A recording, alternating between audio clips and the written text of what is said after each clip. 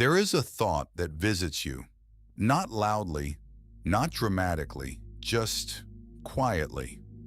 At the end of a conversation where you needed something, or after you asked for help and someone said yes, but their face said something else, or in the middle of the night when everything is still and your brain finally has room to say the thing it has been holding all day.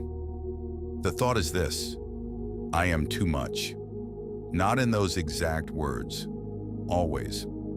Sometimes it sounds like, I should not have said that, or they are probably tired of me, or I ask for too much, or everyone around me has their own problems, and here I am, adding to them. But underneath all those different versions, the same core belief that your presence, your needs, your struggles cost the people around you something they cannot afford.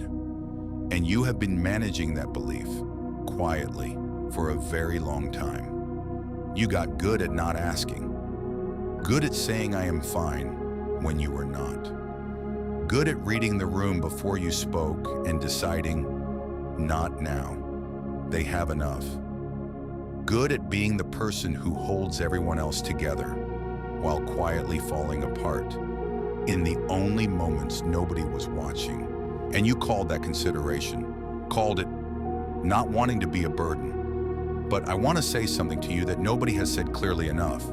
That is not consideration. That is self-erasure. And it started long before you chose it. This feeling did not arrive randomly. It was built specifically, carefully, over years, by a series of moments, small enough that none of them felt significant alone, that taught you one lesson. Repeatedly, your needs are inconvenient. Maybe it was a parent who was overwhelmed, who loved you completely, but whose capacity was already full, and you, perceptive even then, learned to take up less space.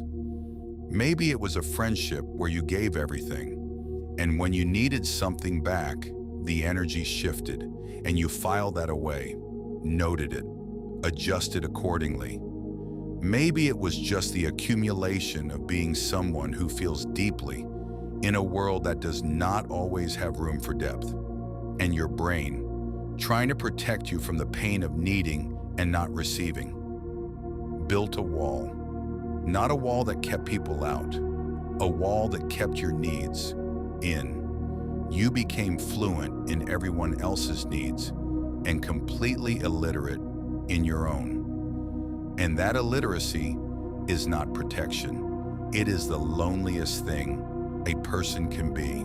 So here is what is actually true. Not what the feeling tells you. Not what the years of self-managing have convinced you. Not the story your brain built to keep you safe from rejection. What is actually true? You are not a burden. You are a person who was taught, by circumstance, not by truth, that needing things makes you too much. And that lesson was wrong. Every human being needs things. Connection, support, to be heard, to matter to someone, to occasionally fall apart in front of another person and have them stay. These are not excessive needs. These are the most basic human needs that exist.